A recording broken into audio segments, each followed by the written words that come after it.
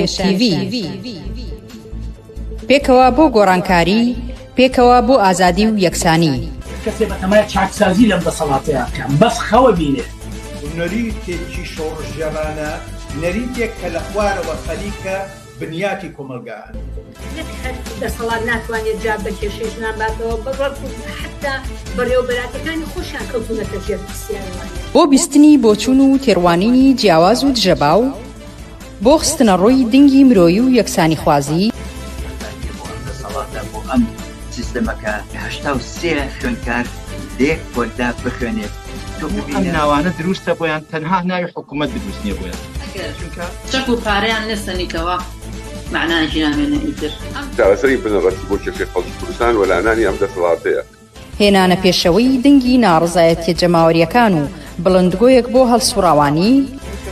هێناوە بەهۆی خۆپشاندانەکانەوە بۆ بەهۆی خۆڕاگری خەڵک و ئیرادەی خەڵکەوە بۆ کە بەدەستێنراوە کارانە بە ئەودەسێکی کەم ئیشەکەن و ماگانە موچەکانیان پێنادن داری وازات خەڵک تونتر ئەبێ ئەگەر مەترسیەک هەبێ لەسەر هەرێمدا یەکێتی پارتی بۆ خود یەکێتی و پارتی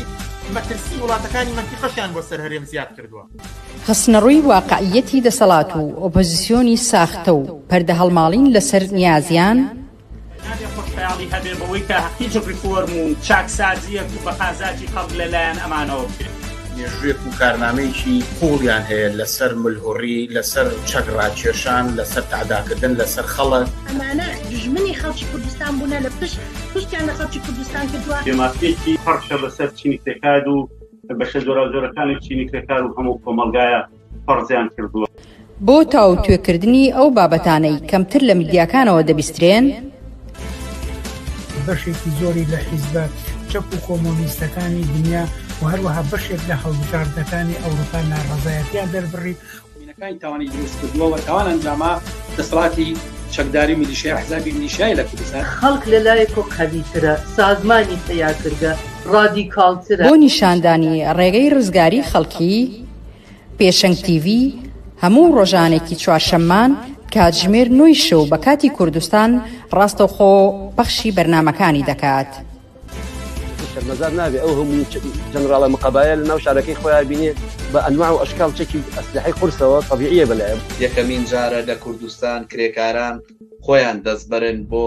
مەراسیم و چالاکی یەکیایە شۆڕش تەنها ڕێگەیە هەڵسانی خەڵک ڕاپەڕین و خۆشانی جەمالی تەنها ڕێگەیە کە ئەڵتەرنەتیڤێک دابینکە لە فەیسبوک، یوتیوب، ئینستاگرام، تویتەر و تیکتۆک فۆلۆمان بکەن. بەرنامە و گرتە ڤیدیۆیەکان ببینن. پێشەنگ TV پێکەوە بۆ گۆڕانکاری پێکەوە بۆ ئازادی و یەکسانی.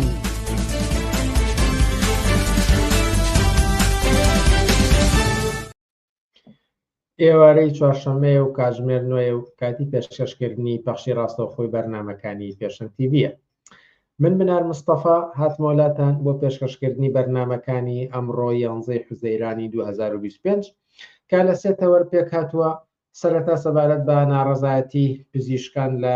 کوردستان قسە و باسمان دەبێت، پاشان سەبارەت بە پرسی موچە جارێکی تر و ئەم جارە زیاتر لەسەر ئەو ڕێگا چارانەوە ئەو بەدیلانەی کە لە ئارادا هەن قسە و باسمان دەبێت و لا کۆتایشدا قسە و باسێکی کورتمان دەبێت لەسەر ئەو خۆپشاندان و قەدەغەکردنی چوونە دەرەوەی لە ئەمریکا لە بەرامبەر پرسی کۆچبەراندا هاتۆتە ئاراوە. وەک هەموو جار ئێوەش دەتوانن بە پرسیار و سەرنج و تێبینیەکانتان بەشداری بکەن و لای کۆمنت پرسیار و تێبینیەکانتان بخەنە ڕوو تاوەکو لەگەڵ میوانانی بەرنمەکە تاوتوێی بکەین. لەگەڵمان بن بۆ بەرنامە سەرنج ڕاکێشەکانی ئەمڕۆمان.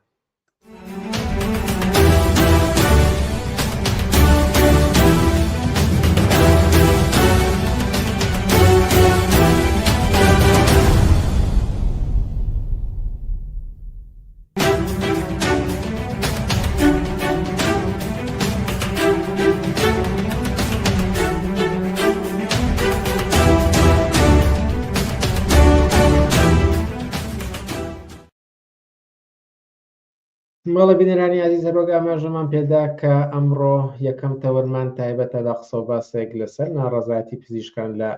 کوردستان، چین و توێژە جیاوازەکان لە کوردستاندا بە شێوەی جۆرا و جۆر ناڕەزایەتی خۆیان دەردەبڕن و لە ماوەی ڕابردووشدا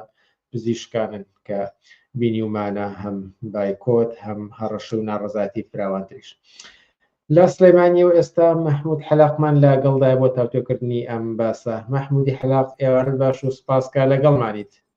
ئێوارە ئێوەش باش، زۆر سپاس بۆ ئێوە بۆ گۆگران و بۆ بیستەرانی پێشەنگ تیڤی. لە ئێوە بپرسم بۆچی ئێستا پزیشکان ناڕازین هەم لەسەر شەقام هەم هەڕەشەی بایکۆتی دەوامکردن و هەم ئەوەی کە ئێستا تەوەرێکی گەرمی کۆمەڵگەی ئەمڕۆی کوردستانە؟ هەڵبەت بێ باسی ئەوە بکەم کە ئەمە سەرڕێ ئەوەی کە لە سەرەتایی مانگی 6 ئەم ناڕەزایەتی و مانگرتن و گرتبوونەوانە کە لەلایەن پزیشکانی دانەمەزراوە دروست بووە ئەگەرێتەوە تەقریبان ئەتوانم بڵم بۆ 8 مانگ لەمەوە پێشجعانی بەگەر بە دروستی هەڵە نەکەم بۆ ساڵی بۆ مانگی دەی پارساڵ. ئەمە هەراوە بەردەوام بۆ تاکو ئێستا بەبێ ئەوەی کە حکوومەت ئاوەڕ لەم پزیشکانە باتەوە ئەوانەی کە پێیان ئەوترێ پزیشکانی ناڕازی یان دانەمەزراو. بۆ بەشێکیش لەمانە کۆمەڵی مشکلیان هەیە بە قەناعەتی من. مشکلەکە لەوێ دەست پێکا کە لە ناو سیستەمی تەندروستی کوردستانە ئەو پزیشکانە پشتیان بە پلەبەندی بەستووە، بە گوێرەی پسپۆڕیان بە شێوەیەکی ڕێکخراو بۆ ئەوی لە ناو خەستەخانەکانە کار بکەن، بەڵام بەهۆی دانەمەزاندنی دەرچوانی زانکۆکانی کوردستانە بەشی پزیشکی ئەم پلەبەندیە وەستاوە. یعنی ئەوە بڵێم کە ئایانەوێت ئەو پزیشکانەی کە خولاویان پێ ئەودرێت، یعنی بڵێن بۆ نمونە کاتێک کە تەخەڕوجەکات 2 ساڵ لەم خەستەخانە و لەم لاو لەم پشار و لەم گوند و ئەمانە دەوامیان پێەکەن لە شوێنە حساسەکانە بڵێن وەکو بڵێن تەواری پارساڵێکیش دیسان ئەیان هێنەوە بۆ ناوشارەکان لە شوێنێکە مەطلب بدەن پێویستن بۆ ئەوەی کە هینان کەن. ئێستا ئەوانیان هەموو ڕاگرتووە، ئەوانەی تریش کە وەکو ئەوانەی کە دانەمەزراون ئەیانەوێت تەحدیدی شئینەکانیان بکەن، تەحدیدی ئەوان بۆ بکەن کە ئەم پلەبەندیە وەکو خۆی بڕوە بۆ ئەوەی فرسەت بە ئەوان بێتە پێشەوە ئەوانش بێن کارکەن. هەڵبەت لە هەموو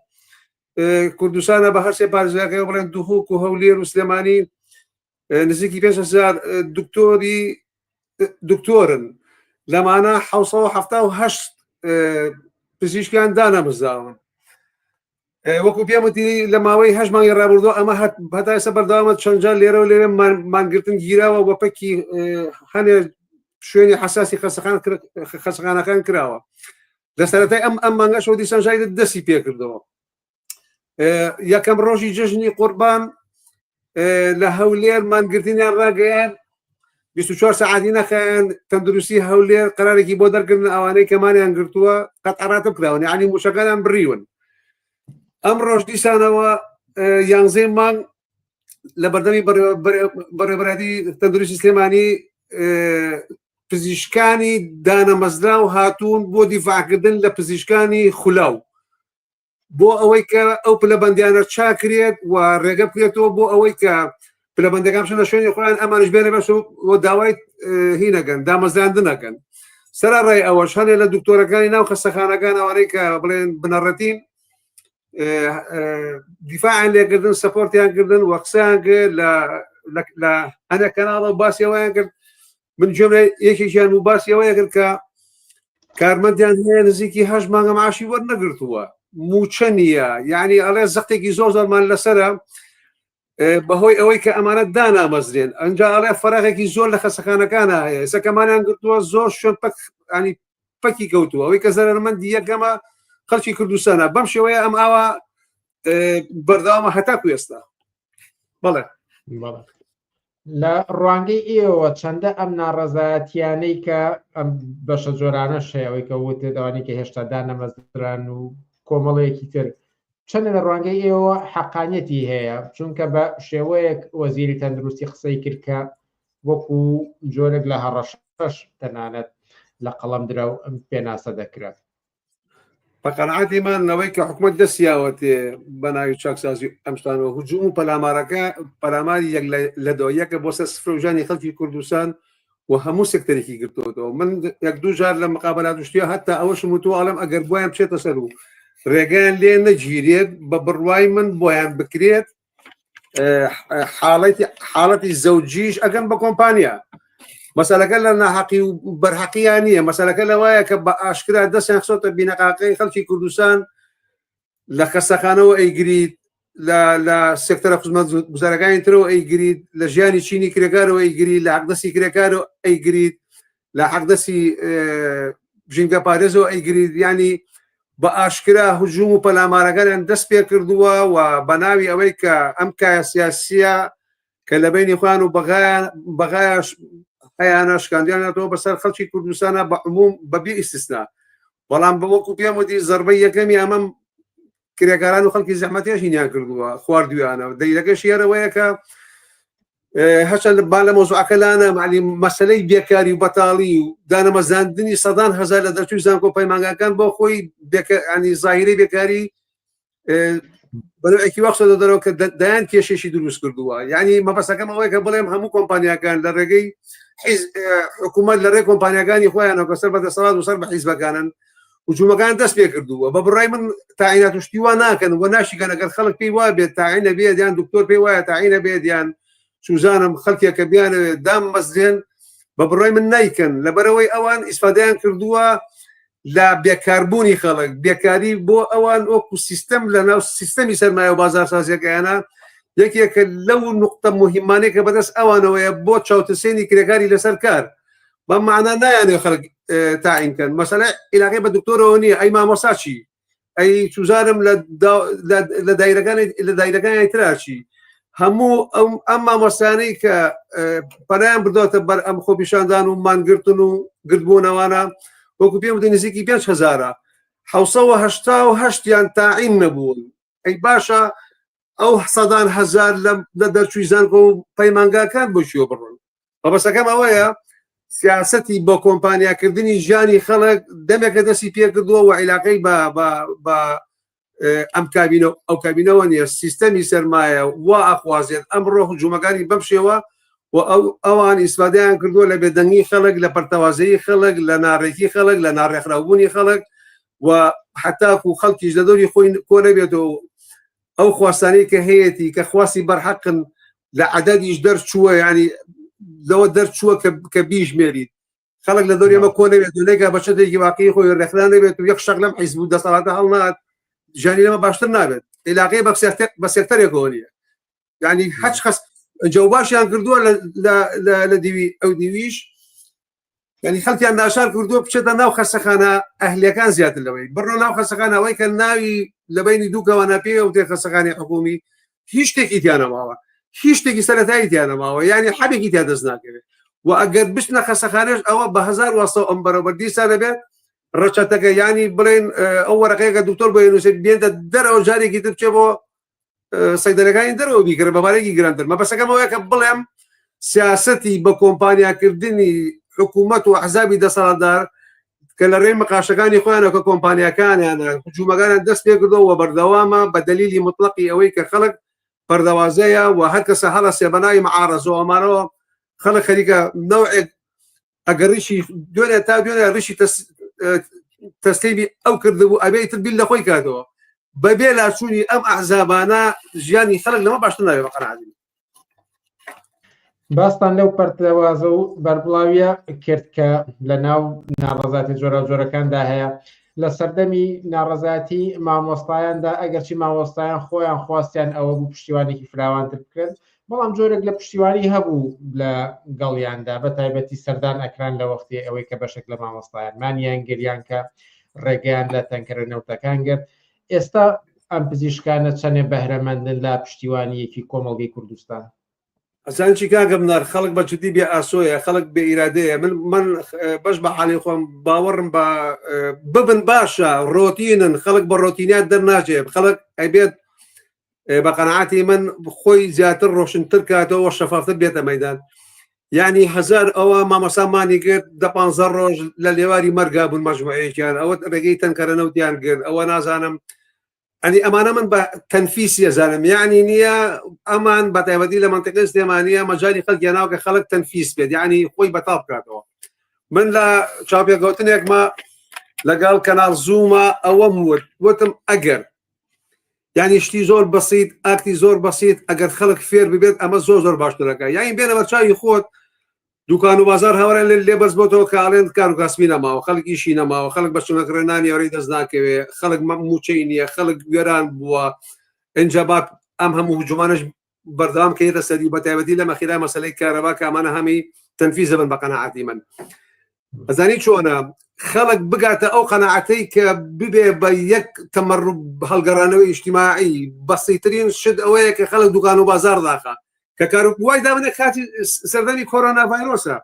یعنی تۆ 3 ساڵ لە ماڵەوەی نەمردی لە برسا زەحمەت کێشە یەک مانگ دوکان و بازارەکە داخە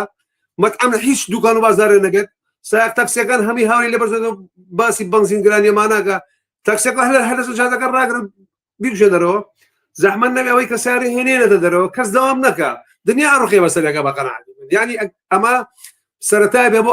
دروستکردنی ئاڵگۆڕە بێ خەڵک فێری ئەم بابەتانە بێت یعنی مزاهرە دێتە سەر جادە و هەرێکە بەلای خۆشیایی بە هەچ حیزبێت پەلێکی لێکاتەوە مامۆسا هەموو کێشەکانیان هاوبەشە بەڵام سەرەکەی نیە ئەم ئەیباد ئەو بۆ خۆی بە ئەو کورسی پێزیاکە و دەنگی پێزیاکە و لەسەر حسابی ئەو خەڵکە ئەوان خەریکی یاریکردن بە قەناعەتی من شتی زۆر بەسیتەیە کە خەڵک ئەتوانێت فێری بێت بەبێ ئەوەی کە ئیشی خراپ بکە و خراپەکاری بکەوە بەڵێم بۆ نمونە مجتەمع تێگا بەسەریەکە لە ماڵی خۆی دانیشتێتە دەرەوە ینی نامرێت لە بەرسات تۆ هاواری لێبەرز بۆ تۆڵی ئیشوکارم نییە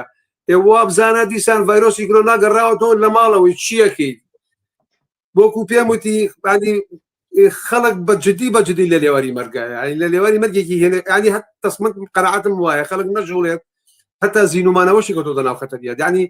بڕۆ 1000 کێشیان خسۆتە ناو عایلە لەبەرەوەی کە کابرای ئیشێکی نییە ئیشێکی گونجاوی نییە بە سەدان هزار ژن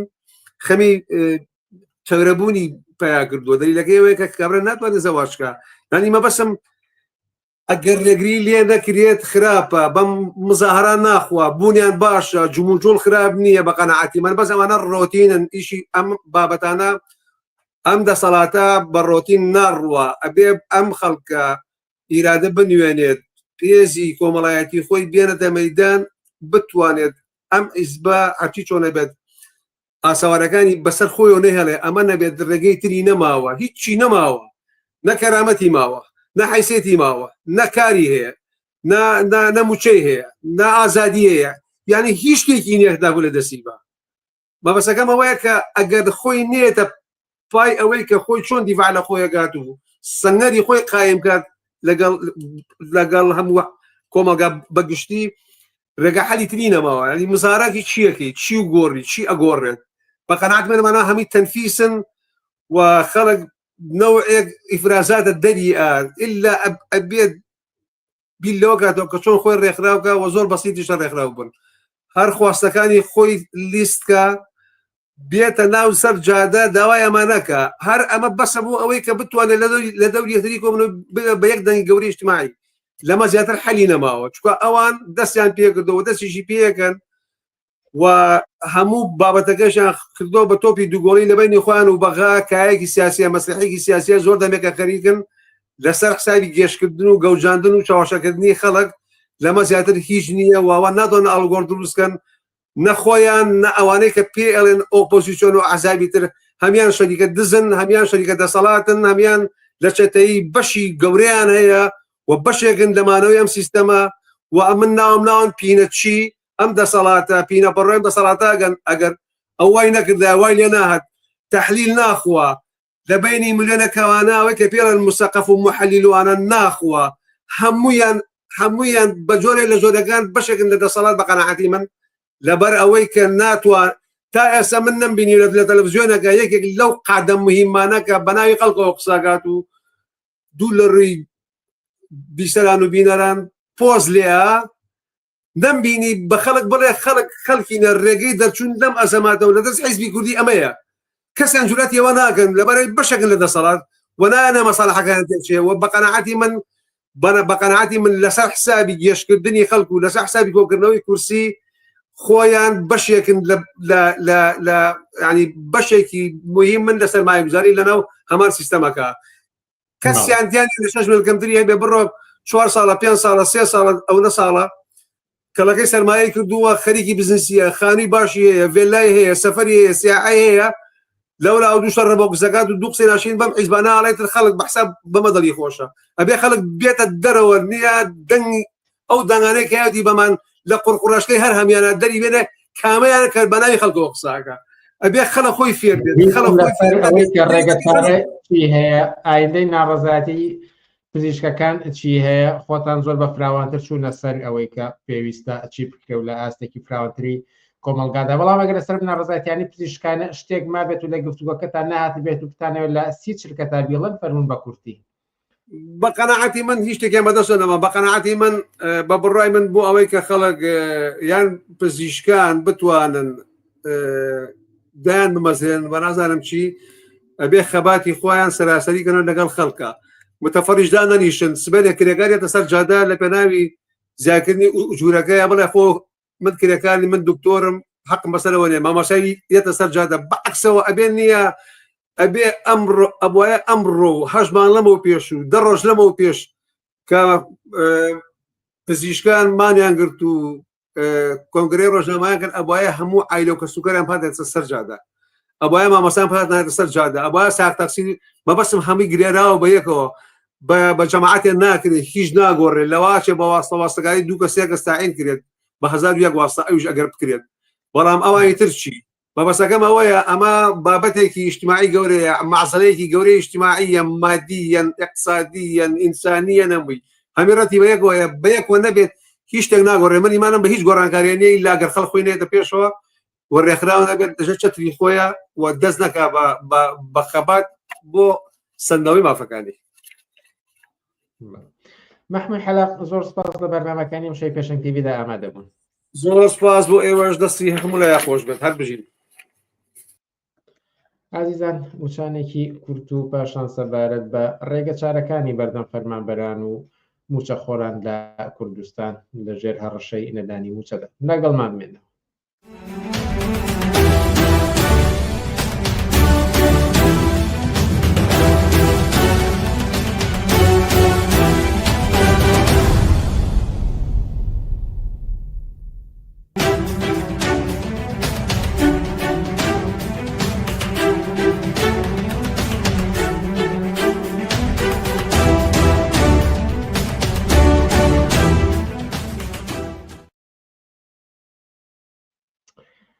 بەڵێ بینەرانی ئازیز جارێکی تر بەرنامەمان لەسەر پرسی موچە هەیە و ئەم جارە قسە باسمان نەبێت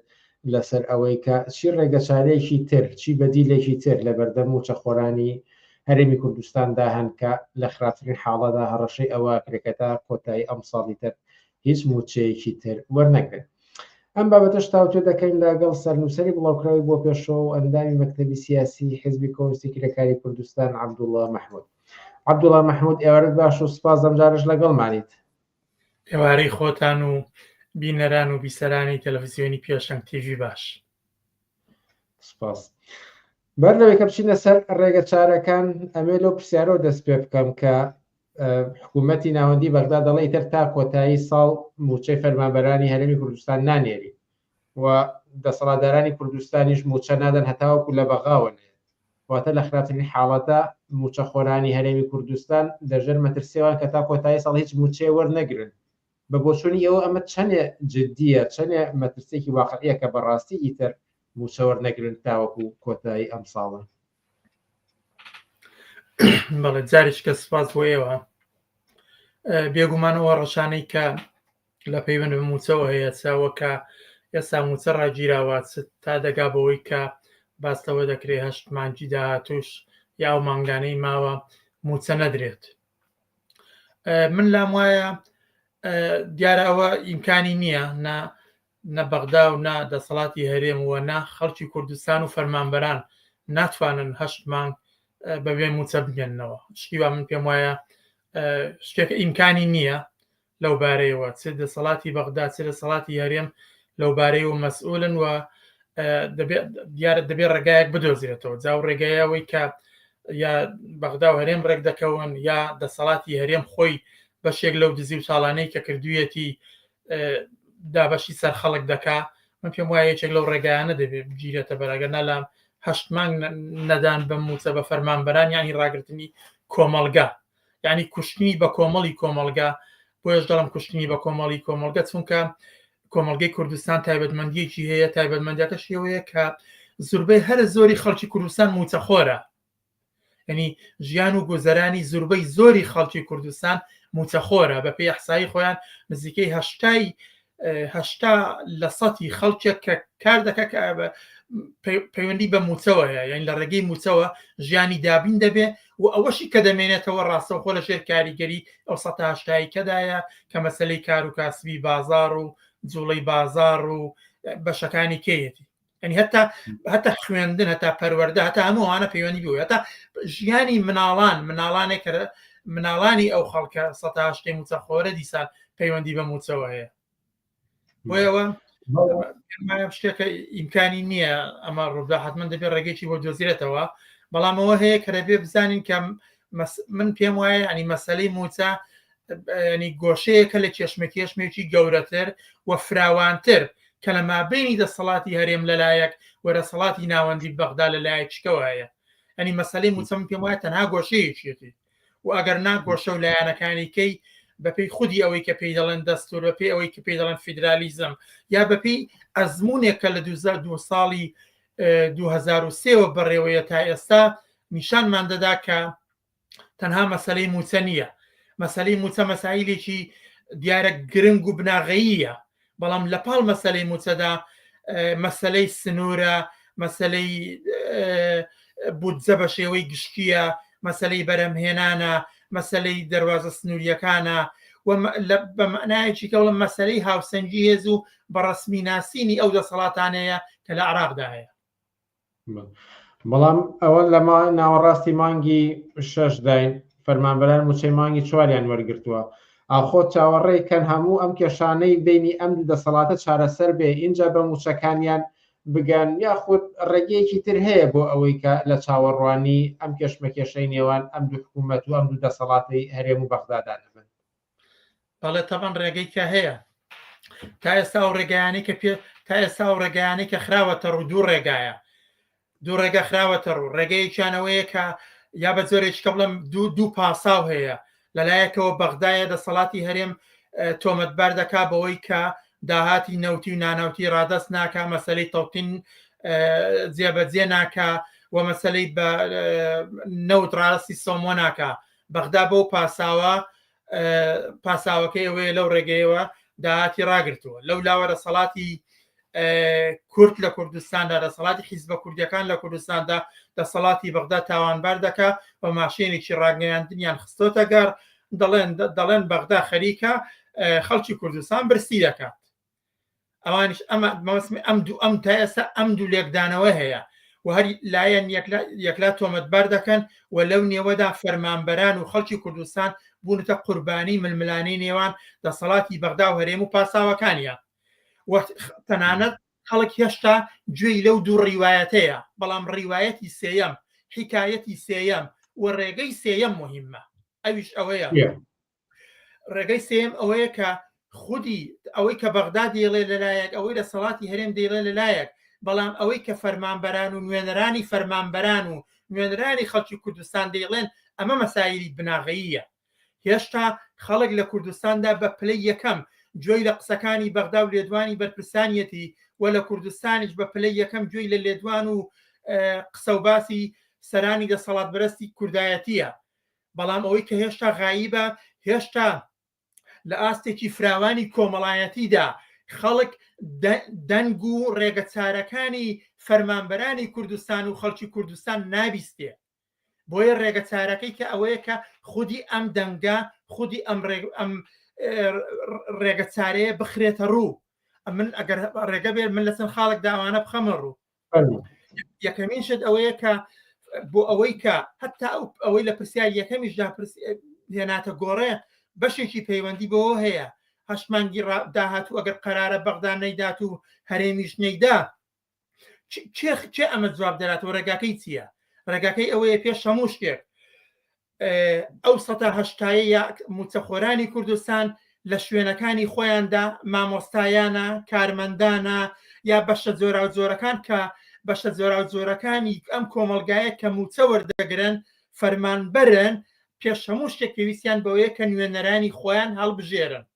نوێنەرانی مامۆستایان نوێنەرانی فەرمانبەران و بەشەکانی کە هەڵبژێرن لە پزیشکانە لە پەرستیارانە لە نێو مامۆستایانە کارەبایە ئاوە مرورە هەر بەشێکی ئەم کۆمەلگایە نوێنەرانی خۆیان هەڵبژێرن و یەکەمین کارێکیان ئەوە بێن بەجیا لەو لێدوانانەی کە ئەم لایەنانەدان ئەوانیش لێدوانی خۆیان و قسەی خۆیان بەو کۆمەلگایە بڵێن ینی هەڵبژاردننی نوێنەران بۆ ئەوەی کە قسەی خۆیان بەو کۆمەلگایە بڵێن وەڵامی لێدوان و بۆچوونە نادروست و فریوکاریەکانی چ لە سەڵاتی بەغدا و چ لە سەڵاتی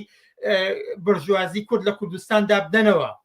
تۆ تەماشاکە لە بەغدا پێیان دەڵێ ئێمە ناینەرین لەبەرەوەی هەرێم پابند نەبووە ڕێگەوە وەک ئەوە دەکات دەبێن نوێنەرانی فەرمانبەران بێنە دەنگ و بڵێن داهاتی نەوتی و نانەوتی لە کوردستاندا بەدەست ئێمە نییە فرۆشتنی نەوت بەدەست ئێمە نییە عقدکردنی غاز و گرێبەستەکان لەرەست فەرمانبەران و موچەخۆراندا نییە دەبێەوە بە کۆمەلگا بڵێن ئەوەی کە دەستی بەسەر ئەمانە داگرتووە ئەوە دەسەڵاتی بۆرژوازی کورد و هەرو حیزبانن کە خۆیان فیدرالیزمیان لەگەڵ مۆر کردوون هەرو حیزبانن کە هەموو ڕۆژە بەیەکەوە کۆ دەبنەوە هەرو حیزبانن کە خەریکن هاوپەیمانەتی دەکەن دەبێ خەڵکی کوردستان بە تەواوەتی گوێی لەم وەڵامدانەوە بەو درۆ فریوکاریانە بێ لەلایەن نوێنەرانی ڕاستەوخۆ هەڵبژێردراوی بەشەکانی زۆرازۆنی فەرمانبەرانەوە ئەمە یەکێکە لە ڕێگەی دووەم ئەوەیەکە دووەم ئەوەیە هاوکات لە جێگەی ئەوەی بەغدا و هەرێم کەونە بەرامبەر بە یەکتر و نوێنەرایەتی بۆ یەکتر بنێرن دەبێت نوێنەرانی هەڵبژێردراوی فەرمانبەران و بەشە زۆرەکانیان نوێنەرایەتی بکەن هەم یەخەی دەسەڵاتی بەغدا بگرن هەم یەخەی دەسەڵاتی ناوەندی بگرن ینی هەردوو دەسەڵات دەبێت لە بەردەم گوشاری نوێنەرانی هەڵبژێردراوی مامۆستایان دابن کە قسەی مامۆستایان و فەرمانبەرانیان پێەیە بچن یەخەی دەسەڵاتی بۆرژوازی کورد بگرن ئەو دزیانە بدەن بە بەرچاویاندا ئەو کۆشک و تەلارە بەرزانە ئەو هەموو ملیاردێرانە کە لە زمانی خۆیانەوە بڵاو دەکرێتەوە پێیان بڵێن کە لەرستی ئێوەوە ملزەمن موچەی فەرمانبەران بدەن و بە هەمان شێوە یەخەی دەسەڵاتی بەغدا بگرن ئەو نوێنەرانە کە بڵێن ئەوەی کە قوتی خەڵکی کوردستانی گرتووە بە دەرەجەی یەکەم ئەو هێزانن کە ئێوە هاوپەیمانیان لەگەڵ دەکەن خاڵێکی کە ئەوەیە خودی نوێنەرانی هەڵبژێردراوی مامۆستایان و فەرمانبەران لە کوردستاندا هاوکات دەبێت پشتیوانی بەشەکانی کە ئەو کۆمەلگایە بۆ خۆیان بێنن کە دیارە کۆمەلگا لە پشتیانە حەقانیەتی داواکەیان هەیە بەڵام هاتنە پشت بە مەعنا مادیەکەی دەڵێم بە مەعنا کۆمەڵایەتەکەی دەڵێم بەو مەعنایی نوێنەرانی مامۆستایان لەر شوێنێک یا فەرمانبەران لەر شوێنێک دێنە مەیدان یەکسەر ڕاستەوخۆ لە پشتیوانی و لە پشتیوانی گەورەی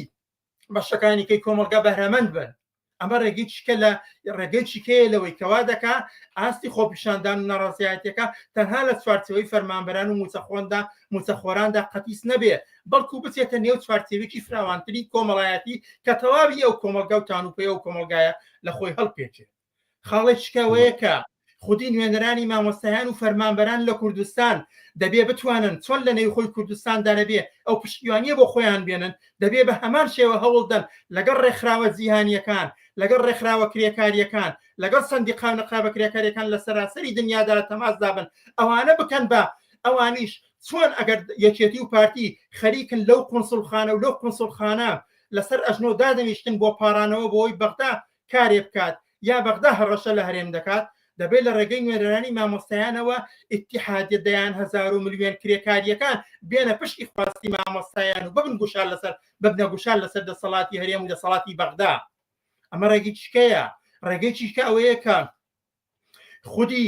ئەم وەسع و هەلومەرجە سەختە کاک فەرمانبەران و موچەخۆران لە کوردستاندا دەرگیرن لە سەراسەری عێراقیشدا لە بەشی وەسەط و جنوبدا لەسەر مەسەلەی نەبوونی هەلی کار نەبوونی خزمەتگوزاری و نەبوونی دەیان پێداویستی سەرەتایی خەڵک دەناڵێنێ لێکەڵ پێکرانی خەبات و ناڕەزایەتی مامۆستایان و فەرمانبەران لەگەڵ فەرمانبەران و خەڵکی ستەملێتی بەغدا و بەسرە و شارەکانی کە عێراقدا هەنگاوێکی کەیە ئەمڕۆ کۆمەلگەی عێراق کۆمەلگایە کە تەواو تێکەڵ بووە خەبات و تێکۆشانی ئەم دوو بەشە لەسەر یەکتر کاریگەری یەکسەر ڕاستەوخۆی هەیە بۆ یەکلاکردنەوەی چارەنووسی کۆمەلگا چ لەسەر ئاستی عێراق و چ لەسەر ئاستی کۆمەلگەی کوردستاندا ئەگەر مامۆستایان و فەرمانبەرانی کوردستان پشتیوانیەکی وەسع لە شارەکانی بەغدا و بەسرە ببین و هاتنە مەیدانی ئەوان ببینن ئەم ریزە سەر بەخۆیە نیشان دەدا کە ریزی چینی کرێکار و خەڵکی بێبەش لە سەراسەری عێراق و کوردستاندا لە بەرەیەک وەستاوە و لە بەرەکەی کەشدا بەرەی بۆرژوازی عێراقی بە عەرەبی سوننە و شیعە و سیاسیەوە لەگەڵ ئۆپۆزیسیۆنە بوودەڵەکەی لە بەرامبەر هێز و دەسەڵاتی بۆرژوازی کورد لە کوردستاندا لەگەڵ ئۆپۆزیسیۆنە بوودەڵەکەی لەگەڵ ئەو هێزە گەورەیە بەرەو ڕووبێ ئەمانە کۆمەڵک هەنگاون و هەنگاوێکی کە ئەوەیە و لە چوارچێوەی هەر ئەو هەوڵانەدا دەستبەردێتن بۆ مانگرتن بۆ خۆپیشاندان بۆ کۆبوونەوەی جەماوەری هاو ئاهەنگی لە نێوان شارەکانی کوردستاندا پێکێنان و نزیکایەتی لەسەر ئاسی ڕەهبەری هەرسوراوەکان لەسەر ئاسی کوردستاندا هەنگاوێکی کەیە مانگرتن خۆپیشاندان ناڕزایەتی کە پێشتر ئەزموونی ئەوانەمان کردووە بەجیا لەوانە لەو مانگرتن و خوشاندانە دیسان ئەزموونی ئەوەی کە دەستبردن بۆ ئەو ڕێگایانەی کە دەتوانێت گوشاری زۆر گەورە بخاتە سەر دەسەڵاتی سیاسی لە هەرێمدا لەوانە بۆ نمونە ئێمە ئەزمونمان هەیە ئەزمموی ناڕزایەتی دەربەندی خانمان هەیە ئەزمموی کفریمان هەیە ئەزمموی ڕێگەگرتن لە تانکەرەکانمان هەیە ئەمانەش ڕێگەیان کە دەکرێت دەستی بۆ ببرێ و ڕێگەیکی کەی دیسان وەکو ڕێگە چارە دەکرێت ئیسفادەی لێ بکرێ ئەویش ئەوەیە لەو شوێنانەی کە ئیمکانی هەیە هاوسەنگی هێز ڕێگە دەدا دەکرێت لەو دام و دەستگایانەدا کە خۆیان داهاتیان هەیە خودی ئەو داهاتە لەلایەن نوێنەرانی هەڵژێردراوی ئەو جێگایانەوە کەڵکی لێوەربگیرێ بۆ دابینکردنی موچە و بۆ بەشێک لە خزمەت گوزاریەکان پێم وایە ئەمانە حەوهەشت خاڵ بوون کە من بژارد من ئەمە ڕێگەیەکی تەواو جیاوازە لەو ڕێگەیانی ئەمانە عەمەلینیان تەنها بیرۆکەی باشن بەکردەوە ئێستا فەرمانبەران و مامۆستایان و تەواوی موچەخۆرانی کوردستان ئەتوانن دەستبەرن بۆ ئەمانە بەڵێ دەتوانن بۆ ناتوانن پێشتریش دەستیان بۆی بردووە ینی بۆ نمونە ڕاگەاندنی مانگرتنێکی گشتی فەرمانبەرانی کوردستان لە ڕۆژێکدا بۆ ئیمکانی نییە کۆمەلگا فەلەت دەکا هەم کۆمەڵگە فەلەت دەکا هەم توانایی ئەو هێزەش بە کۆمەڵگە نیشان دەدات کارێکی تەواو عەمەلیە ینی هیچ قورسیەکی تیانە فەرمانبەرانی کوردستان داوا لە خەڵکی کوردستان دەکەن ڕۆژی تاریخێکی دیاریکرا و مانگرتن ڕابگەێنن هەم خۆیان دەوام ناکەن لە هەموو ئەو بەشانەی کە فەرمانبەرن کار ڕاگرن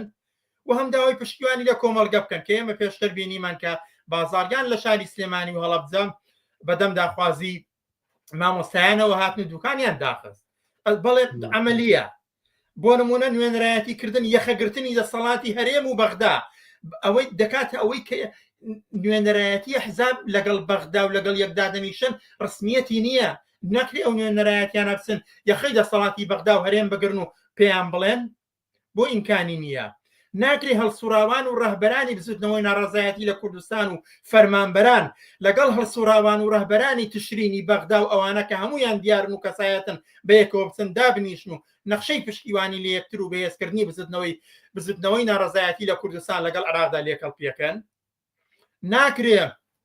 داواکاری لە ڕێگەی نوێنەرانی فەرمانبەرانەوە خودی خواستەکانی مامۆستایان بگەیەندرێ بە ڕێکخراوە کرێکاری و نەقابە کرێکاریەکان لە سەراسەری دنیادا ناکرێت لە ڕۆژێکی دیاریکرادا هەزاران مامۆستا هەزاران فەرمانبەر ڕێگە لە تانکەرەکان بگرن بنە سەر کێڵگەیەکی نەوت ڕابگرن هەموو ئەوانە کارێکی کردنین و کارێکی ئاسانن تەنها ئیرادە نواندنی دەوێت ئەوە پەیوەندی بۆ هەیە چەندە ئەم بسوتنەوەی ناڕزایەتیە لە چوارچێوە و لە ژێر ئاسۆی ڕێگە چارەکانی بۆرژوازیە دێتە دەرەوە چونکە خودی بۆرژوازی 50 ڕێگەی هەیە بۆرژوازی کورد لە کوردستاندا بەغدا تۆمەتبار دەکەن بۆ ئەوەی شانی خۆیان خاڵی بکەنەوە دەڵێن بەغدا تاوانبارە بەغدا موچە نانێرێ بەغدا خەڵک برسی دەکا بەغدا پابەندی دەستور نییە بەغدا لە فیدرالیزم پەشیمان بۆتەوە بەغدا وا بۆ ئەوەی کە خودی ئەو ناڕزایەتیانەی کە هەیە و ئەو خواستە سادەیە کە بۆ موچە هەیە ئاراستەی بەغدای بکەن لە حاڵێکدا بەدەست خۆیانە بە پێچەوانەشەوە هەروایە بەغدا شەمان ئەو ئیدعایی هەیە بەرامبەر بە هین دەڵێن داهاتی کوردستانمان نردووە داومانە بەڵام داهاتی کوردستانیان داوە بەچی خۆنیان داوە بە خەڵکی کوردستان داویانە بە یەکێتی و پارتی ئەوان دەستیان بەسەرداگرتووە دەڵێن نەوت ڕادەست ناکەن خۆن نەوت لەبەردەستی فەرمانبەران و موچەخۆراندا نییە تا ئەوان ڕێگریان لێکردبێ دەڵێن ئەمان بێپرسیێمە عقدی غاز دەکەن بەڵام خۆی عقدی غازی کردو فەرمانبەران و موچەخۆران نین لەگەڵ کۆمپانیەکانی ئەمریکا دانیشتبن و عقدی 110 میلیارد دۆلاریان کردبێ ئەوە هەر هێزەکانی بۆرژوازی کوردن کە قوتی هاوڵاتیان لە کوردستان نادەن عقدی 110 میلیارد دۆلاریش واژۆ دەکەن ئەمانە کۆمەڵە خاڵن من پێم وایە هەموو ئەوانەی کە من باسم کرد بە زیادەوە قابلی کردنە بەشێکیشی هەڵبەت بینراوە بە دەرەجەیەک بە ئاستێک کراوە ئەکرێنە سەرمانە زیاتریش قسە بەڵێ ئەزمونمان هەیە ئێمە لەو بارەیەوەکە پێشتر بینیمانەوە ینی بزودنەوەی ناڕزایەتی لە کوردستاندا چی مامۆستایان و چی فەرمانبەران شتێکی تازە نییە لانی کەم ئێمە لە 2000 چەندەوە لە چەند ساڵە پاشەکەوتی موچەبڕێنی موچەوە ئەمانە هەیە لەگەڵ ئەوەی کە ئەمانە دەستی پێکردووە ناڕزایەتی و نەفرەت و وەستانەوە بەڕووی ئەوەشدا بۆتە بەشێک لە واقعیەتی کۆمەڵگەی کوردستان بەڵام ئەوەی کە چەندە ڕێکخراوە چەندە ئاسۆدارە چەندە سەراسەریە چەندە فراوانە چەندە توانیوێتی پشتیوانی وەک پێویست بۆ کۆمەڵگا بێنێ ئەلێرە پرسیارەکە هەیە ئەگەنا ناڕزایەتی هەمیشە بووە هەمیشە خواست بووە هەمیشە ئەزمون بووە پێشڕەوی بووە و دەیان شخصیەتەکانیان هەموو ناسراون هەتا بۆیە من پێم ئەو ڕێگەچارانش قسە بکەین کە دەسەڵاتداران خۆیان ئەیخەنە ڕووەکو بەدیلی ئەم کێشانە بۆ نموناوەی کە فەرمانبەران ڕاستەوخۆ لە بەغاوە موچەکانیان وەرنەگرن و پێویست ناکات لە ڕێکحکوومەتی هەرێمەوە بێت یانەوەی کە بەشێک لە دەسەڵاتدارانی هەرێمی کوردستان و تەنانەت سەرکۆماری عێراقیش ئەڵێکە خەڵکی تر تەنها چاوەڕێی موچەی و دامەزراندنی کەرتی حکوومەت نەبێت و بە شێوەی خۆیان ئاکتیو بن و بچن پرۆژەی خۆیان لێن و بزنس لێن و ینی خۆیان دامەزرێنن ئەمانە چەندە ڕێگە چارەی عەمەلی و کارسازی پێشەمو شتێک جارێ پێشەمو شتێک باس لە قسە لەسەر ئەوانەی کە خۆشتا دامەزراون باز لەسەر دامەزراندن نییە هەموو ئەوانەی کە ئێستا خۆیان دامەزراون خۆیان کار دەکەن شوێنی کاریان دیارە ئەوانە موچیان پێ نادرێت دەنێ باسەکەەوە نییە ئایا ئەمانە چاوەڕوانی حکومت دەکەن بۆ دامەزراندن ئەوانە خۆیان دامەزراون موچیان نییە پێویستیان هەیە موچیان بدرێتێ چێ بەرپرسە لە دیاریکردنی موچەکانیان ئەگەر کرێکاران لە کۆمپانیای کار دەکەن کۆمپانیاکە مەسئولە ئەگەر لە کارتی حکومیش دەکەن حکوومەت مەسئولە ئەگەر دەسەڵاتی بورژوازی کورد بەخۆی دەسەڵاتی سیاسی لە کوردستاندا و باسی ڕەبایەتی لە سەڵاتی خۆی دەکا ئەگەر نەتوانێت موچەی موچەخۆران و فەرمانبەرەکانی بدا کەواتە دەسەڵاتێکی پوچە کەواتە دەسەڵات نییە دەسەڵاتێک نەتوانێت دەسەڵاتی موچەی فەرمانبەرەکانی با یعنی چ لە سەڵاتێکە کەواتە لە سەڵات نییە بۆ بەغداش بە هەمان شێوەیە دەسەڵاتی بەغداش بە هەمان شێوە لە حاڵێکدا ئەگەر چێشمکێشمی لەگەڵ دەسەڵاتی بورژوازی کورتەیە و گوای ئەوان نەود نافرۆشن و چیزی نادەن بۆ لە بەرامبەر ئەوانەدا ڕێگەی یاسایی خۆی ناگرێتە بەر بۆ ناچی ئەوان سزابات لە جێگەی ئەوەی بڵێ لە جێگەی ئەوەی بێڵێ من موچە بۆ فەرمانبەرانی هەرێم نانێرم لەبەرەوەی ئەوە پارتی وێچێتی داهاتمان ڕادەست ناکەن داهاتی ناوخۆمان ڕادەست ناکەن یانەوت بە قاچاق دەبێت مەسرور بەرزانی وتی کە بەغداد واتە حکوومەتی ناوەندی عێراق پابەندی دەستور نابێت پابەندی ئەو یاسا و ڕێکەوتانە نابێت کە ئەنجام دراون ئەگەر هاتو دوام هەڵبژاردنە حکوومەتێکی نوێ هاتە سەرکای و پابەندی ئەو یاسا و دەستورانە بوو ئەم کێشانە چارەسەرە بێت بە لە بەرچاوگرتنیەوەی کە تۆ تێمانە کێشەیەکی سیاسی و بینی ئەم دوو دەسەڵاتن هەیتی من بایەکش بڵێم من پێم وایە ئەگەر دەسەڵاتی بەغدا پابەندی بە تەواوەتی دەستور بێ و پابەندی فیدرالیزم بێ ئەو دەسەڵاتی ئێستای بورژوازی کورد بە تەواوەتی لە بین دەچێت ئەوەی کە ئێستا دەسەڵاتی بورژوازی کورد هەیەتی یعنی حیزبە کوردیەکان لە کوردستاندا هەیەە لە دەستور واوەترە تەجاوزی دەستورە لەبەرەوەی لە دەسەڵاتی فیدرالی و بەپێی دەستوردا داهات حدود سەرچاوەکانی سامانی سروشتی دەگەڕێتەوە بۆ دەسەڵاتی مرکزی ئەگەر هاوسەنجی هێز ڕێگە بدات و دەسەڵاتی بورژوازی لە عێراقدا بەهێز بێ یا لە ناوەندیدا بەهێز بێ هەم ڕێگە لەو بە قاچاقبردنی نەوتە دەگیرێ هەم دەسەڵات ناچار دەکەن ئەو داهاتانە بچێ بوو ئەوێ هەموو عەقد و گرێبەستانەی کە دەبێ بکرێ ئەبێتە ژێر چوارچێوەی ژێر دەسەڵاتی ناوەندیەوە و تەنانەت فرۆشی نەوت ئەگەر بە شێوە یاساییەکەشی بێ دیسانە چێتە ژێر هەیمەنە و دەسەڵاتی مرکزیەوە. بۆیە جێبەجێکردنی دەستور لە قازاندی دەسەڵاتی بۆرژواسی کورد نییە، بە پێچەوانەوەی ڕێک بە پێچەوانەوەیە بێنە بەرچاوی خۆت بەیانی دەسەڵاتی مرکزی بەغدا بەپێی دەستور هەموو سنوورەکان دەگرێ، تەنانەت ئەو هێزی پێشمەرگەیە کە ئێستا هەیە بێ لە چوارچێوەی سوپای عێراقدا ڕێک بخرێ کە هەر دەگاتە ئەوەش بۆ ئاگاداریت ئەویش ئەوێ بچێتە نێو چوارچێوەیەوە چکەسیات چوارچێوەی بەرگریەوە مەسایلی ئەمنیە، مەسایلی سنوورەکانە، مەسایلی اقتصاد و سامانی سروشتیە، مەسلەی داهات و هەموو ئەمانە پەیوەندی بە ڕاستەوخۆ پەیوەندی بە دەسەڵاتی مرکزیەوەیە. لە جێبەجێکردنی دەستوردا کە دەڵێ مافە دەستوریەکانمان بدەنەوە مەسرور بارزانی وتی مافە دەستوریەکانمان پێشێل دەکەن بە پێچەوانەوە ئەگەر دەستور جێبەجێ بکرێ مافە نادەستوریەکانی بۆرژوازی کورد دەسەندرێتەوە. ئەمە حقیقەتەکەیەتی. قسەکان زۆر سەرڕاکێفن و بابەتی زۆر هەیە لەم پەیوەندەدا قسەی لەسەر بکرێ، بەڵام ئەگەر چەند چرکەیەک کاتما بێت و بیخەمە اختیاری خۆتانەوە لە پەیوەند بەم بابەتەوە قسەیەک ما بتانەوە بیکەن فەرمون بە کورتی. قسەی من بە کورتی ئەوەیە کە دەبێ موچەخۆران و فەرمانبەران لە هەرێمی کوردستاندا و خەڵکی کوردستان بە هیچ زۆرێک نابێ خۆی ببەستێتەوە بە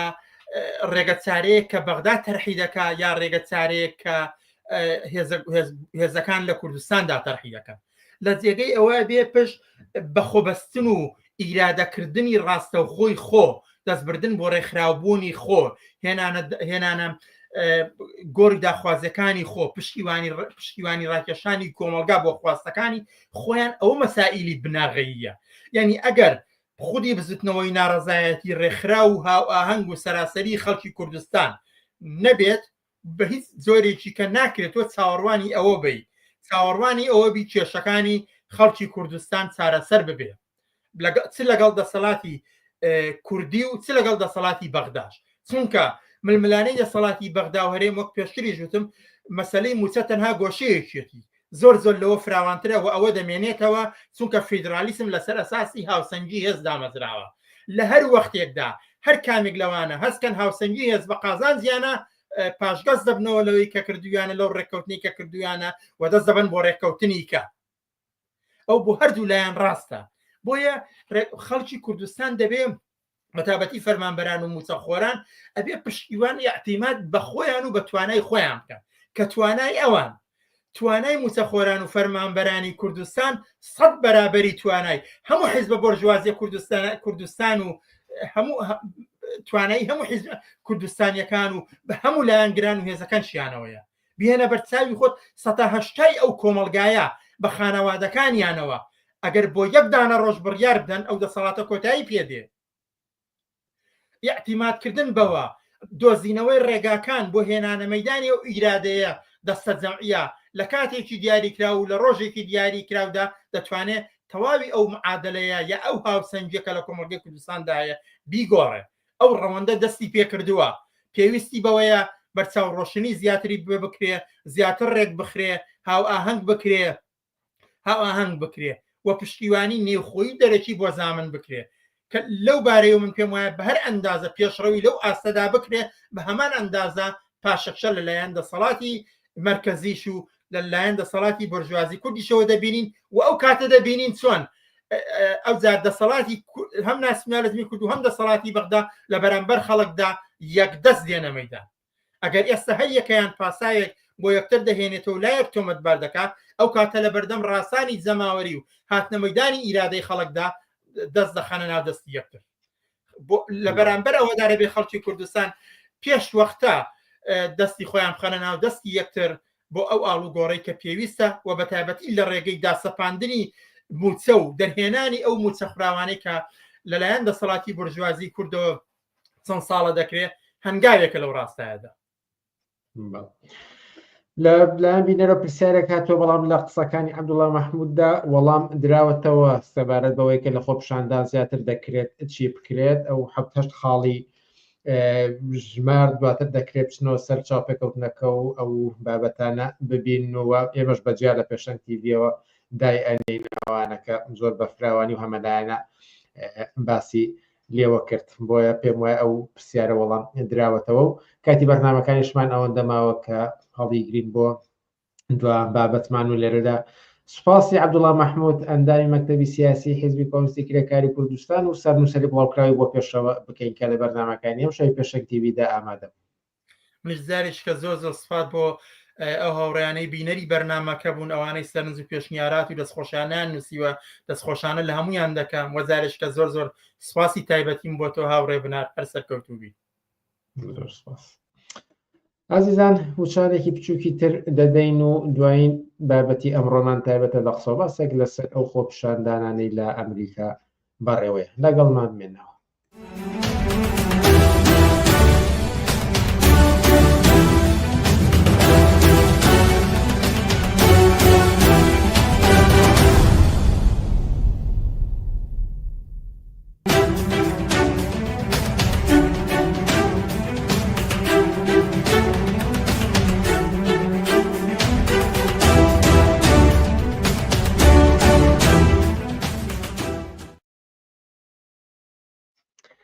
بەڵێ بینەرانی ئازیز لە بڕیارەکانی دۆناڵد ترامپ و توندکردنەوەی یاسا و مافەکان لە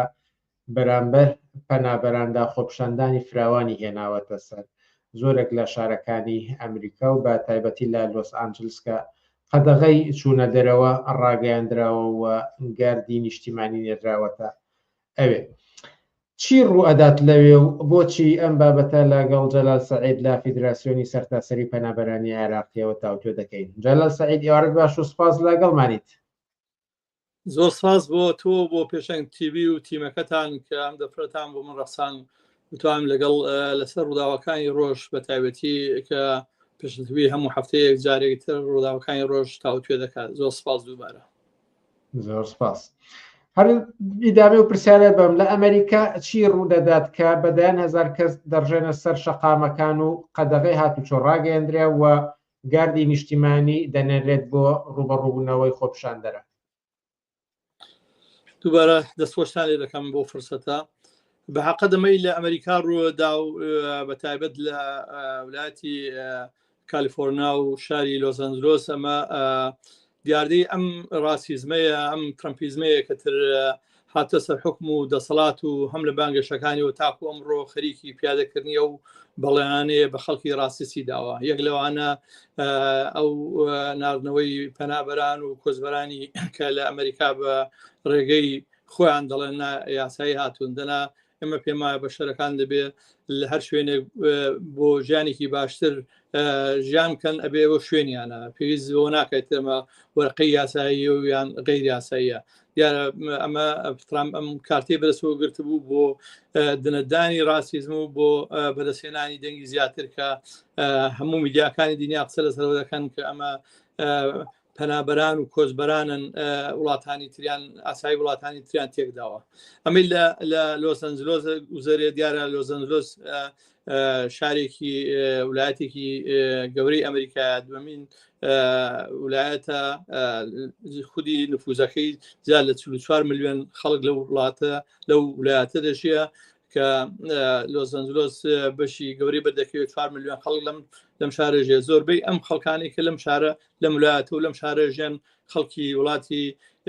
بڵێ ئەمریکای باشوورن یان پێوترێت کاریبیان و ئەمریکای لاتین کە زیاتریشان مەکسیکین کە هاتوون لەوێ خزمەت بەو خەڵکی ئەوێ دەکەن هەموو کۆمپانیە زەبەلاحەکانی وڵاتی ئەمریکا لەم ناوچەیە گربوونەوە بەرهەمێنان لەوێ دەکەن کرێکارانی هەرزانی مەکسیکی و وڵاتانی تری ئەمریکا لەوێ بە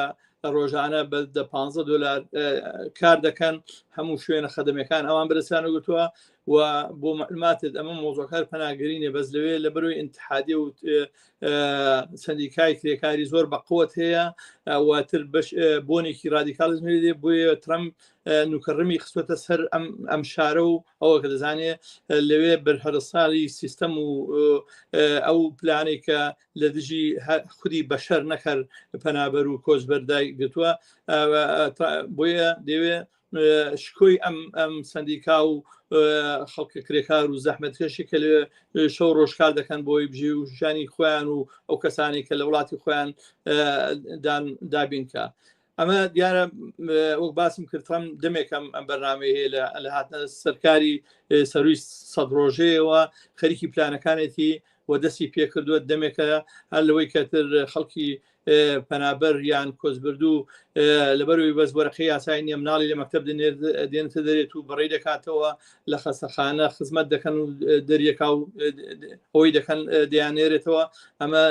بۆ بە هۆی هەیەکی ناڕازی کە بە تایبەتی لە تێی باسم کرد کە بڵێ 145 خەڵکی خارجی پێوتێتر کۆچبەری پێوتێ ئەم منتخەی داگرتەوە هەمووشی لە ئیش دەکات و ئیشێکی قورس و تاقبولکەن دەکات بۆیە کۆمپانیا زەبەلەحانەی کە لەوێنە ئیتر درێژە بە کەڵەکردنی سەرمایەکانیان دەن ئەمەی کە تیاتریش بێم وەسەر ئەوەی کە بۆچی بگاتە ئاستێک کە هاتوچۆی قەدەغەی هاتوچۆ ڕابگەێنرێت گاردی نیشتیمانی بنێرێت بۆ ڕوبەڕوونەوەی خۆپیشاندەران ئەم خۆپیشاندەرانە بۆ چی تاوانێکیان کردووەوە بەم شێوەیە وەڵام بدرێنەوە؟ بڵێ خۆی خودی کۆمەلگای ئەمریکی کۆمەلگایەکی تووڕەیە لە سیستەم لە هەم لە برسێتی هەم لە مەسەلەی پەناهەندەی هەم لەسەر مەسەلەی ڕەشپێستی و ینی کۆمەڵێ قەزەی تێدایە ناو ئەمریکا و لەسەری هەموو ئەوەشەوە دوو حیزبی گەورەی ناوبەناو بەدەسەڵات گەیشتوو لە دیموکراتەکان و جمهوریەکان ئەم کارتە بەکاردێنن لە بەرامبەرێکدا و ئەوەی ئێستا کە ترەمپ بەکاری دێنێ بێزگەلەوەی کە تیرگرتن لە خەڵکی کرێکار و زەحمەتکێشی ئەو منتیقەیە و بەناوی کۆچبەری یاساییەوە تیرێت و مەڵام دەوێت زەربەیەکیش لە دیموکراتەکاندا چووکەم ولايەتی بە دیموکراتەکان ناسراوە 44 ملیۆن خەڵکی لەم مقاتەیە دەژیە و دەوێت ئەمە شکۆی دیموکراتەکانی جوێنێتە خوار بە تایبەتی حاکمی ئەم ویلایەتە کە سەر بە دیموکراتەکانە دەمێکە دەیەوێت لە شکۆی دات و ئەوەیەکی وا دروست کات کە ئەم ویلایەتەژە دەسی و بێنتە دەرێت و بە جمهوریەکان بڵێ یان بە هەوادارانی خۆی بڵێتر ئەم ویلایەتەژە بۆمەیە هەروەی کە لە ئاگرکردنەوەی پارە دیموکراتەکانی تاوانبار کە خەدەماتی پێویستی پێی نییە ئەمە دەویست لە پای دیموکراتەکاندا و ئەم ساڵیش ئەمەی گرتووە و بەڵام خۆی مۆزوعەکە ئەرزێتەکەی هەروەیە کە پەنابەرێکی یا کۆچبەرێکی زۆر لەم منتیقەیە هەیە کە نزیکەی 11 ملیۆن خەڵک لە ئەمریکا بە حسابی خۆیان لە میدیای خۆیان بازەکەن کەمان هەمویان بێوەرەخەن و بیاساینە و لە کەنداژێن ئەبێ بنێردێنەوە کە زۆری بەشێکی لە ویلایەتە دەگرێتەوە ئەمانەژی تر واقعیت هەیە بۆی ئەوان بەربم بربرێتی بگرن بەم ڕاستیمە بن هاتون سەرجادا بۆیە دەنا ویلایەتی فلۆریداش بۆ خۆی گاردی کۆماریشی هەیە وەکو ویلایەتی خۆی کە 124,000 گاردی کۆما ئەوەی هەیە حرەسی قەومی هەیە وەکو خۆیان دەڵێن و مارێنسکەتر بڵێ سەر بە فیدراڵە پێویست ناکەپچێتەوێت دەکرێت هەر لە ڕێگەی مارەوە ئەو هێزەی خۆی بەکار بەڵام ترەمپ مەبەستیەوە نییە ترەمپ کەسێکی میلیتانت و کەسێکی سەر و یاسا و قانون و شتانی کە لە ئەمریکا دەوێت بە خودی ئەمریکان بڵێوەتانە من بە تەنهاشم ئەم کاران دەکەم و دەتوانم هەر مشکلەیەک ڕوبەڕووی ئەمریکا بێتەوە من دەتوانم خامۆشی کەم و کە خەیاڵی خاوە ئێستا خەبەر هەیە چەندین ویلایەتی کە دووەم شار نیویۆرکە کە تر ئەمە گەورەترین شاری کۆچبەر و پەنابەرانە دەستی پێکردووە لە تەکساس دەستی پێکردووە ئەوە لەو ترم ئێستا چەند ساعت پێ ساداسیەوە کرد تروپ بۆ ینی میلیتانتیش بۆیش دەنێرم ئەسکەریش بۆ دێنێرە مەگەر پێویستکە بۆیە تر ترەمپ مەبەستێکی سیاسی و سڵتەوی خۆی هەیە تاکوەوەی کە خۆپیشاندەران هاتوونە سەرجادا ئەگەر ساریک پۆلیس سوتاوە ئەگەرەوە بەڵام ئەمانش دەیان کەسیان بچۆتە زیندانەکان و ژێرپێ و خۆیان وەکو لە میدیاکاندا دیارە. بینەرێک ئومێد ئەخوازێ کە ئەم جۆرە خۆپیشاندان و هاتنە مەیدانە سەرتاسەری بێتەوە لە هەموو جیهاندا بۆ ڕوبەڕووبوونەوەی سیستەمی سەرمایەداری. نازام چەندە دوورە بەڵام ئەگەر منەوە بە شێوەیەکی تر بپرسم ئایندە و ئاراستەی ئەم خۆپیشاندان و هاتنە مەیدانە جەماوەریانەی ئەمریکا چۆن دەبینن بە تایبەتی کە ترامپە هەڕەشە دەکات و لە لایەکشۆ ئێوە ئاماژەتان پێدا کە گەشاکە بۆ شارەکانی تر. خۆی ناڕزاتەکان هەیە لە هەموو شوێنە هەیە لە هەموو دنیا هەیە ینی لە هەر شار و لە هەر وڵات و بەنوێ فترێک بەرزە بێتەوە و دوایی لەبەرەوەی ئەم پێم وایە لەبەرەوەی پێشڕەوی حیزبی سیاسی نیە پێشڕەوی سیاسی نیە لیدەرێکی وای نییە کە بەو شێوەی کە ئەو هاوڕێە پرسیارەی کردووە هەماهەنگکە ئەنتەرناشناڵی بێ جیهانی بێ دەنا لە هێلە زەردەکانی فەڕەنسا زیاتر کە هاتە مەیدان و چیان بەدەسەڵات و دەوڵەت کرد بەس دەبەرەوەی سەر تاسەری نەبووتر خامۆش بووە هەر خودی ترامپ دەڵێ نامەوێ لۆس ئەنجلۆسیش وەکو هێلە زەردەکان بکەن بۆ چەند مانگێک بۆ چەند فترێک ئەم ناڕزایەتێ بێ منەوێ یەسەر خامۆشی کەم بۆیە هێز لەسەر هێز دەنێرێ کار دێنێ بەڵام ئەمە بەخواسی نە ترامپە و نەوەیە ئەمە ناڕزایەتیەکە مەوجودە ڕاسیزم خەریکە بینا قورگی خەڵک دەگرێ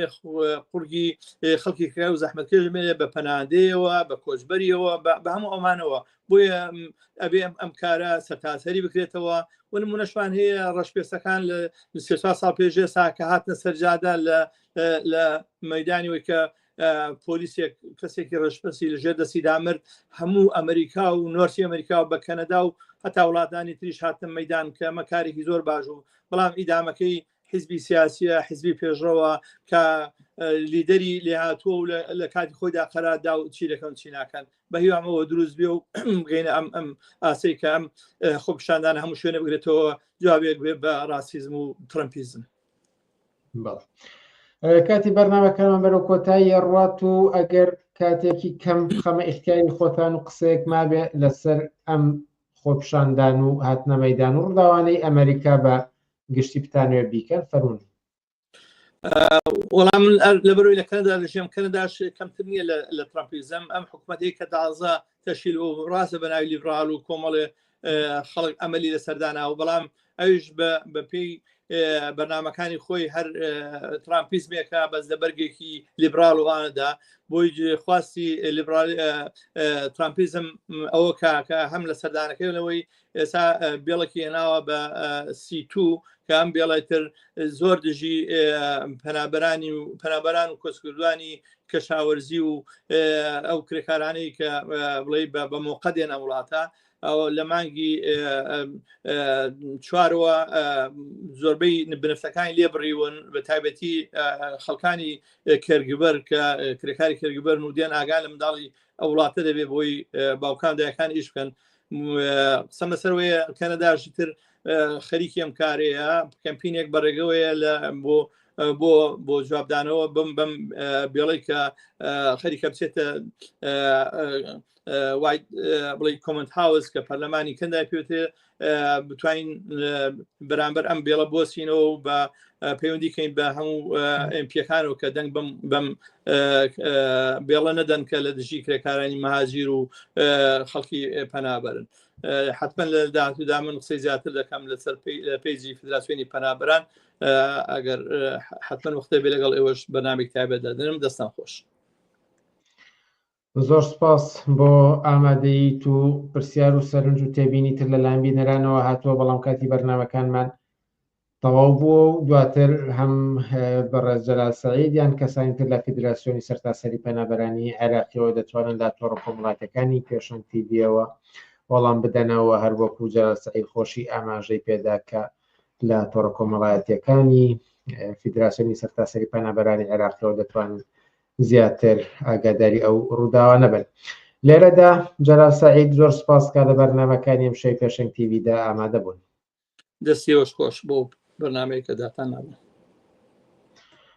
ئازیزان زۆر سپاس بۆ بەشداری چالاکانەی ئێوەش دیارەدا دێنە کۆتایی بەرنامەکانی ئەم هەفتەیەمان تا هەفتەی ئایندە کاتێکی خۆش بۆ هەموو لایەک و هەرشاد و سەرکەوتوو.